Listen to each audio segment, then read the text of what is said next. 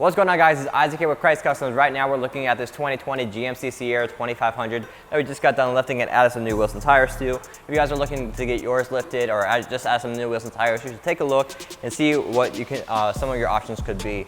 So to start off, the lift kit is going to be a 3-inch rough country suspension lift kit, and we upgraded that base kit to add the Vertex coilover shocks, so that it's going to give you the extra ride quality as you go down the road.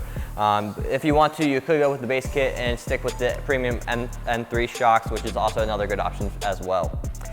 For this wheel and tire package, as well as this lift kit, adding this underneath the truck, you will have to do some trimming along here on the plastic piece just to make sure that there isn't any rubbing when you do a full turn.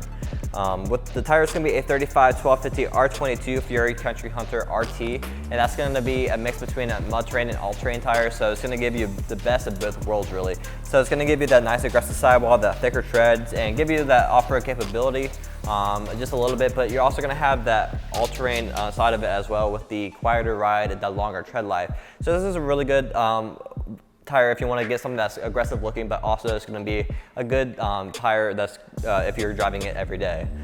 You do have a couple other options as well for tires. So you have your Nitto Ridge Grappler, which is another really good hybrid tire, or you can go with the Toyo Open Country AT3. Down here we have a 22x12 Moto Metal 986. This is going to be the Grenade.